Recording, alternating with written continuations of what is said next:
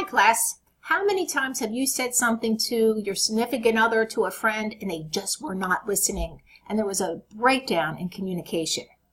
Well, in this PowerPoint, we're going to talk about, and you're going to look at, the process of listening. We're going to look at types of listening, what can prevent effective listening, how can you help your audience listen better, and then how you, as an audience member, can listen better. Okay, so many times we hear, are you listening to me or do you hear me? There is a difference between hearing and listening. Hearing is the physiological process of receiving a sound. So we hear a lot of sounds throughout the day. We don't necessarily attend to them, we don't necessarily digest them, but there are sounds that we hear. And, you know, a lot of times we attend to them if we feel that they may be of interest to us. You know, if you're walking across the street and all of a sudden you hear a siren and it's very close, oh, a siren and it's close, I better watch out. You know, that's just one example. Compared to the process of listening. And as you can see here, it's a 4-step process of listening. First, you need to attend to the sound. You have to attend to the sound because, again, we have many sounds coming at us that we hear. And then you have to understand that particular sound. You have to put in a meaning to the sound in your mind. If you've ever been to a foreign country and someone says something to you in a different language, it means nothing to you. You can attend to the sound, but if you don't understand it, you won't be able to listen. Next, after you understand the sound, you need to respond.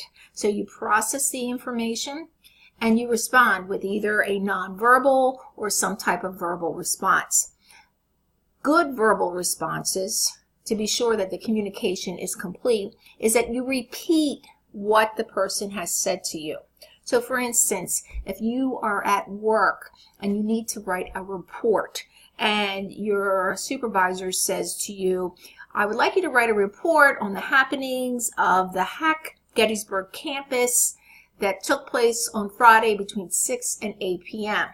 And you say, okay, yeah, I could write that report. So I'm going to write a report on the happenings that happened at Gettysburg Hack between 6 and 8 p.m., correct? And in that way, we know that, yes, the communication is complete and that you as the receiver understood what the intended meaning is, and you listen to it carefully, and then everything should be copacetic. And then another part of listening that sometimes we're not aware of is remembering, the information. So, yeah, you're walking away from your supervisor, and how do you remember this information that he or she just gave to you? So you can kind of put it into main points and repeat it in your mind. Sometimes we use mnemonics, you know, different ways to remember information. You might use this in class, where you might use an acronym, you know, Friday 6 to 8. F68, and then that will remind you how or what was said. So listening is a process. Listening is work. You cannot listen 24/7. You could hear, but you cannot listen 24/7. And lastly, listening is the act of paying attention and assigning a meaning. Let me see if I have any other notes here I'd like to add to what I say about listening. Yep. Okay, so understand that process, understand that 4-step process. Think about that when you need to listen to somebody, whether it's your supervisor, your significant other, or whomever. What are the types of listening? So let's look at some different types of listening. Listening to appreciate. And appreciative listening is kind of you're listening to a comedy show. You're listening for recreation, for enjoyment. You go see your favorite band. You're listening to the band. It's when the goal is to entertain you as a receiver. So you appreciate. It's an appreciative listening process. Empathetic listening, and this is the type of listening where, you know, perhaps a counselor may use.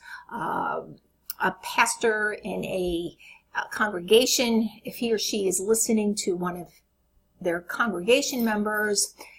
Empathy is putting yourself in the other person's shoes, is putting yourself into the other person's position, and in a sense, viewing it from that person's position. So you emphasize attending to and supporting the speaker. Okay, so when you're listening to that person, you're emphasizing attending to that speaker, and your goal is emotional support for this particular person, is to, in a sense, give this person some kind of emotional feedback. Our next type of listening is informative listening, and this might be something that you are most familiar with as a student.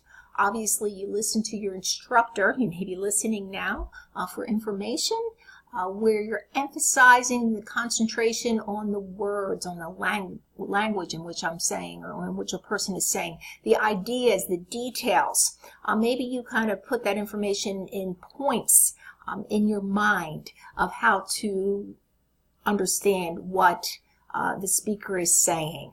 So you listen, you concentrate to understand the information. You want to gain insight, and you want to comprehend what the speaker is saying.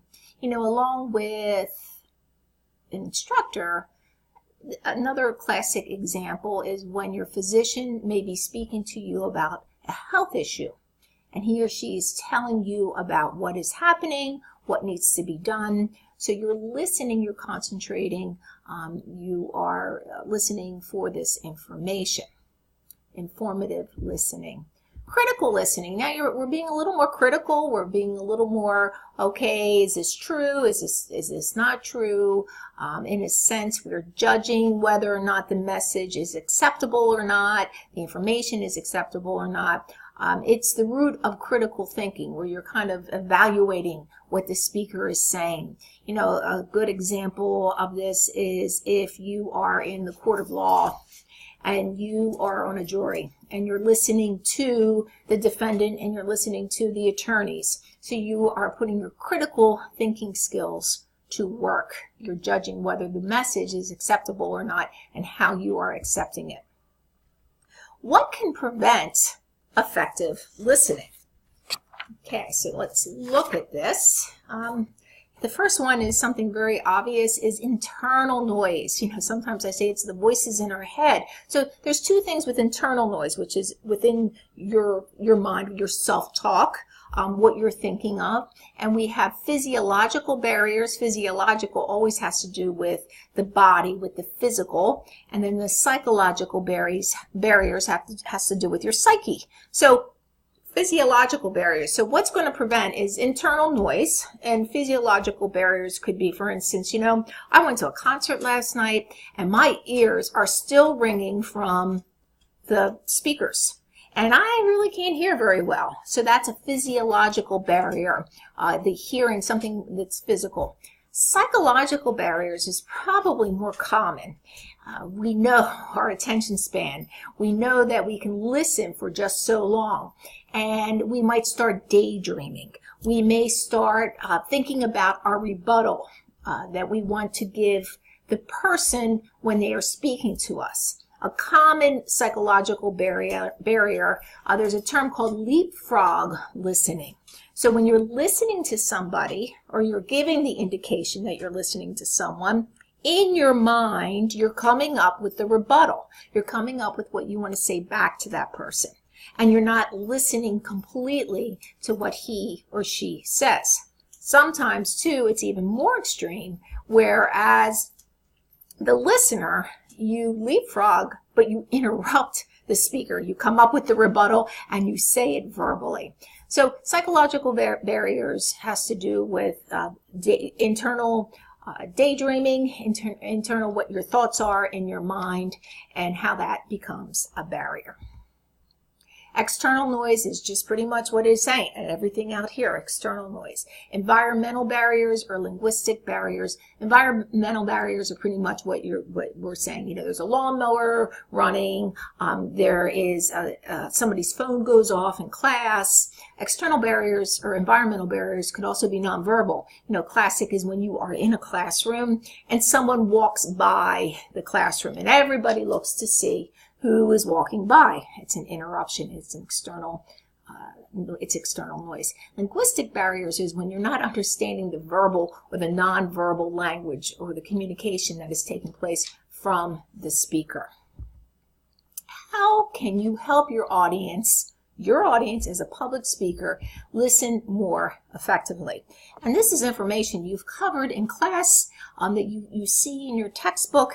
For instance, know your audience. To whom are you speaking to is always is the number one thought, in a sense, when you want to communicate an effective message. You want to know your audience. It's a part of it all. But you want to know to whom you're speaking to, know your audience, know your group, create an effective message, be confident, control the environment so that you don't have any external interruptions, external noise, and listen to your audience. Watch their nonverbal cues. Are they starting to look away and putting their heads down? In that sense, you know that you need to come up with a story or something to gain their attention again. As an audience member, how can you listen more effectively? Okay, listen actively. Okay, again, we said that listening is work. You want to give your full attention to whoever you're listening to, whether it's a speaker, whether it's a person. You want to listen for main points. You want to take notes as if you were in class. You may want to take notes at the doctor's office. You may want to take notes in another situation. Someone's giving you directions on how to build a birdhouse. You may want to take notes. You want to respond to the speech. Okay, you respond verbally or non-verbally. And in a sense, they say, don't fake it as a listener. Listening critically. And we talked about this a little bit before. When you're a critical listener, you want to listen carefully. A good thought is to maintain a childlike curiosity. Think about back in the day when you were a child and you would ask questions and what's this and how does this work? So you can do that, if you're listening critically. You want to suspend any judgment. You don't want to stereotype. You want to keep those biases out. You want to ask questions, obviously, and you want to define the criteria in which is taking place. And that's it for our PowerPoint on listening. So to review, we talked about how to be an effective listener. We looked at the difference between listening and hearing. Hearing is just a physiological sound. Listening is a process of attending to a sound, understanding that sound, responding to that sound, and remembering that sound. That's the process of listening. It's work. You can't listen 24/7. We looked at different types of listening, and then we looked at also how you could be a better listener and how you could be a better speaker for your audience. Okay, well, have a good day, and thanks for watching this PowerPoint.